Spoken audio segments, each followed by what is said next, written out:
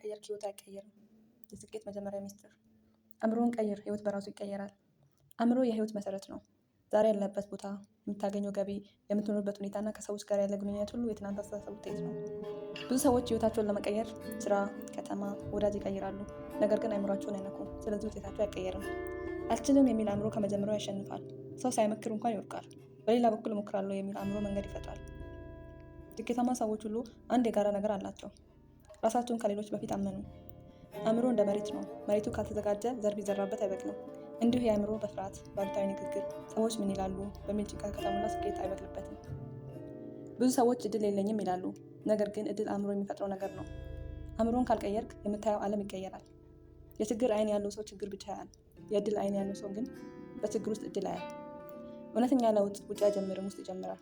ራስን እንዴት እንደምታናግር ተመልከት። እኔ አያገባኝም ትላለህ። እኔ ማንም አይወደኝም ትላለህ። እነዚህ ቃላት አእምሮን እየጎዱ ናቸው። ስኬታማ ሰዎች ራሳቸውን ያስተምራሉ፣ መጽሐፍ ያነባሉ፣ ከስህተቶቻቸው ይማራሉ፣ ስለ ራሳቸው የሚናገሩት ቃላት ይጠነቀቃሉ። አእምሮን ካልቀየርክ የምትጠብቀው ለውጥ አይመጣም። አእምሮን ቀይር፣ ራስን እመንና ህይወት በራሱ ይከተላል። ትንንሽ ልማዶች ትልቅ ህይወት ይፈጥራሉ። በየቀኑ የሚቀይር የስኬት ስርዓት። የዕለታዊ ልማዶች ኃይል። ብዙ ሰዎች ህይወታቸው እንዲቀየር ድንገት የሚመጣ ተአምር ይጠብቃሉ። ታላቅ እድል፣ ከፍተኛ ገንዘብ፣ ድንገተኛ ስኬት። ነገር ግን እውነተኛ ለውጥ በጸጥታ ይጀምራል። በየቀኑ ምን እየሰራ ነው? ህይወት የቀን ልማዶች ድምር ነው። ትንንሽ ልማድ ቀላል ይመስላል፣ ስለዚህ ብዙ ሰዎች ይንቁታል። ግን ትንንሽ ልማድ በቆይታ ሲደጋገም ትልቅ ውጤት ይፈጥራል። በየቀኑ 10 ደቂቃ ንባብ ማንበብ በአንድ ዓመት ከ60 በላይ መጽሐፍ ማንበብ ማለት ነው። በየቀኑ 10 ደቂቃ አካል እንቅስቃሴ ማድረግ በአንድ ዓመት ሰውነትን ሙሉ በሙሉ ይቀይራል። ልማድ እንዴት ይፈጠራል? መጀመሪያ አስተሳሰብ ነው፣ ከዛ ተግባር፣ ከዛ ድግግሞች፣ በመጨረሻ ማንነት። ብዙ ሰዎች ተግባር መቀየር ይፈልጋሉ፣ ነገር ግን ማንነታቸውን አይነቁም። እኔ እንደዚህ ነኝ የሚል አስተሳሰብ ልምድን ይገድባል። አንድ አስፈላጊ እውነት፣ መጥፎ ልማድ እንዲሁ ትንንሽ ነው የሚጀምረው። ዛሬ 10 ደቂቃ መዘግየት፣ ነገ 20፣ ከዚያ ሙሉ ቀን። ስለዚህ ልማድን መርጠህ መጠንቀቅ አለብህ። ምን እየደጋገምክ ነው? ምን እየገነባ ነው? ስኬታማ ሰዎች ልማዳቸውን በአደረጃጀት ውስጥ ይገነባሉ። ጠዋት መነሳት ያለባቸው ሰዎች ቀናቸውን ይቆጣጠራሉ። ቀናቸውን የሚቆጣጠሩ ሰዎች ህይወታቸውን ይቆጣጠራሉ። ቀንን እንዴት እንደምትጀምር ህይወትን ይነግርሃል። አሁን ተግባራዊ ነው። ዛሬ ጀምሮ 3 ቀላል ልማዶች ምረጥ። በየቀኑ 10 ደቂቃ ንባብ፣ በየቀኑ 10 ደቂቃ አካል እንቅስቃሴ፣ በየቀኑ 5 ደቂቃ ራስን መገምገም። ከውድቀት ወደ ዓለም ለውጥ። ኤለን መስክ ያሳየን የማትቆም አእምሮ። ኤለን መስክ ዛሬ ሲጠቀስ ሰዎች ሮኬት፣ ታዛ፣ ቢሊዮነር ይስቡበታል። ነገር ግን ይህ ሁሉ በህመም ተገንብቶ መጣ። እሱ ብዙ ጊዜ ወደቀ፣ ተሰደበ፣ ተሳሳተ። ነገር ግን አንድ ነገር አላደረገም፣ አላቆመም። ስፔስ ኤክስ መጀመሪያ የ3 ሮኬቶች ተፈንድቷል። ገንዘቡ ሊያበቃ ነበር። ሰዎች ይህ ሰው እብድ ነው ይላሉ። 4ኛ ሮኬት ካልተሳካ ኩባንያው ይዘጋ ነበር። ነገር ግን ተሳካ።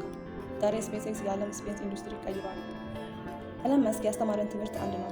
እውቀት መጨረሻ አይደለም፣ መቆም ነው መጨረሻ። ብዙ ሰዎች አንድ ጊዜ ከወደቁ በኋላ እኔ አልተፈጠርኩም ይላሉ። እሱ ግን ምን ተማርኩ አለ። ራሱን ብሎ ጠየቀ። እርሱ ራዕይ ነበረው። ሰዎች አሁን የሚያዩትን አያይም ነበር። እሱ 10 ዓመት በፊት ያይ ነበር። ይህ ማለት እሱ ከችግር በላይ ያይ ነበር ማለት ነው። አካባቢ ህይወትን ይፈጥራል። አካባቢና ሰዎች ህይወትን እንዴት እንደሚቀይሩ። ብዙ ሰዎች ህይወታቸው ለምን እንደማሻሻል አያውቁም። እውነቱ ግን ብዙ ጊዜ ችግሩ እነሱ አይደሉም፣ አካባቢያቸው ነው። አካባቢ ማለት የምትኖርበት ቦታ ብቻ አይደለም። የምታያቸው ሰዎች፣ የምትሰማው ንግግር፣ የምትከተለው ሚዲያ ሁሉ አካባቢ ነው። አንድ ታላቅ እውነት አለ። አንተ ከቅርብ 5 ሰዎች አማካይ ነህ። ከሚንቁ፣ ከሚያዝኑ፣ አይቻልም ከሚሉ ሰዎች ጋር ብትቆይ አንተን በዚያው አስተሳሰብ ትያዛለህ። ከሚነሱ፣ ከሚያበረታቱ፣ ከሚያስቡ ሰዎች ጋር ብትቆይ አእምሮ ይዘረጋል። ብዙ ሰዎች ከጓደኞቼ መራቅ አልችልም ይላሉ። እውነቱ ግን ሰዎችን ማጣት አይደለም የሚጎዳ፣ ራስን ማጣት ነው።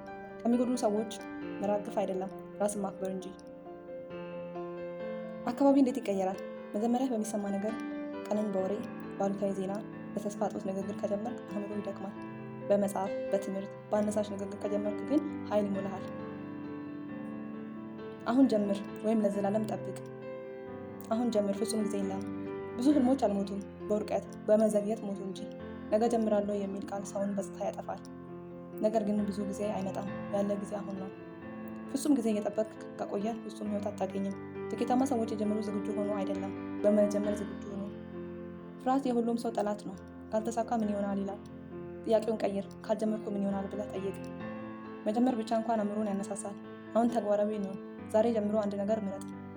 ትንንሽ ነገር፣ መጽሐፍ 1 ገጽ፣ አካል እንቅስቃሴ 5 ደቂቃ፣ ሀሳብ አንድ ማስታወሻ። ይህንን ትንንሽ መጀመር ትልቅ መንገድ ይከፍታል። ዛሬ ከኔ ጋር ስለነበራችሁ በጣም አመሰግናለሁ። መልዕክቱ ልባችሁን ከነካ ላይክ አድርጉ፣ አጋሩና ሰብስክራይብ ያድርጉ። እስከሚቀጥሉ ጊዜ ራሳችሁን ጠብቁ። ቻው